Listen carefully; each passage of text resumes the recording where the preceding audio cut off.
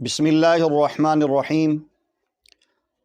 نحمدہ ونصلی ونسلم علی رسولہ الکریم اما بعد اللہم صلی علی سیدنا سید القاہرین علی اعداء رب العالمین الساخرین من الجن والانس والشیاطین انک میت وانہم میتون۔ پیر عبداللہ ہاشمی آفیشیل چینل دیکھنے والوں کو السلام علیکم ورحمۃ اللہ وبرکاتہ۔ آج لوگ جادو کے حوالے سے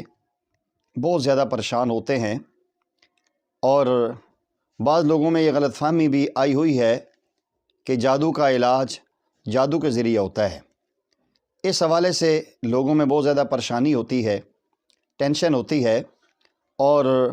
وہ ایسے لوگوں کے پاس چلے جاتے ہیں جو ان کا مال بھی ضائع کرتے ہیں، ان کا ایمان بھی ضائع کرتے ہیں اور اس کو بھی خراب کر دیتے ہیں۔ قرآن کریم میں اللہ جل جلالہ نے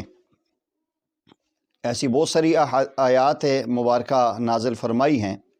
جو جادو کے علاج کے لیے تیر بہادف ہیں۔ اگر کسی انسان پر نسل در نسل جادو چل رہا ہے، اس کی رگوں میں، اس کے جسم میں جادو دھنس چکا ہے اور وہ مختلف علاج کر کر کے تھک چکا ہے، یا باپ کے بعد اولاد میں وہ جادو منتقل ہو رہا ہے، اس کے دماغ میں ہے، اس کے جسم میں ہے، وہ جو سا بھی جادو ہے، اس کا علاج قرآن کریم کی اس آیت مبارکہ میں موجود ہے۔ اگر آپ اللہ جل جلالہ پہ کامل یقین رکھیں اور دل میں یہ پختہ ایمان رکھیں کہ اللہ جل جلالہ کی یہ جو کتاب قرآن کریم ہے، اس میں اللہ جل جلالہ نے شفا رکھی ہے، اور یہ ہے ہی لوگوں کے لیے شفاء للناس بھی ہے، ہدی للناس بھی ہے۔ تو اگر قرآن کریم کی آیات بینات کو اللہ پہ کامل یقین رکھتے ہوئے پڑھیں گے،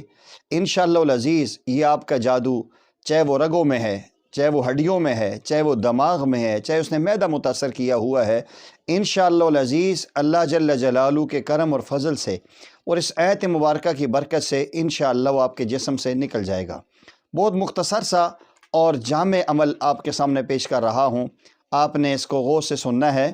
اور جیسے بتاؤں گا ایسے ہی اس پہ عمل کرنا ہے۔ انشاءاللہ چند دن گزریں گے، آپ کا پرانے سے پرانا جادو انشاءاللہ العزیز اللہ کے کرم سے آپ کے جسم سے نکل جائے گا۔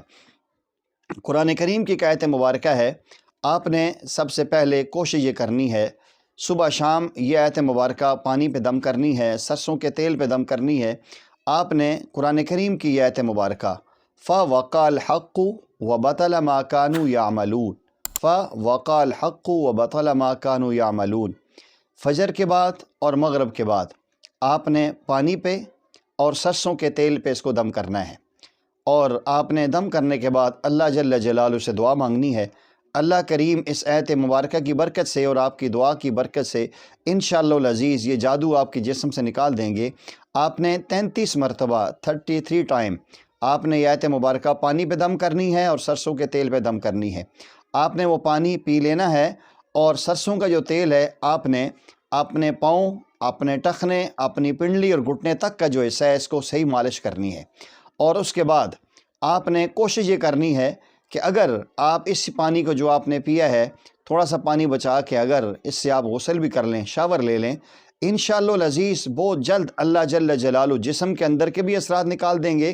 آپ کے معدے کو بھی اللہ جل جلالہ اس جادو کے اثرات سے صاف فرما دیں گے، اور انشاءاللہ العزیز دماغ بھی آپ کا کلیئر ہو جائے گا، ظاہری طور پہ بھی انشاءاللہ فریش ہو جائیں گے اور باطنی طور پہ بھی آپ کی صفائی ہو جائے گی۔ آپ نے کم از کم 11 دن تک یہ عمل کرنا ہے، 11 دن تک روزانہ کر لیں تو سب سے بہتر ہے۔ آپ نے یہ آیت مبارکہ فَوَقَعَ الْحَقُّ وَبَطَلَ مَا كَانُوا يَعْمَلُونَ 33 مرتبہ پڑھنی ہے، صبح شام پڑھنی ہے، اس میں پانی پینا بھی ہے،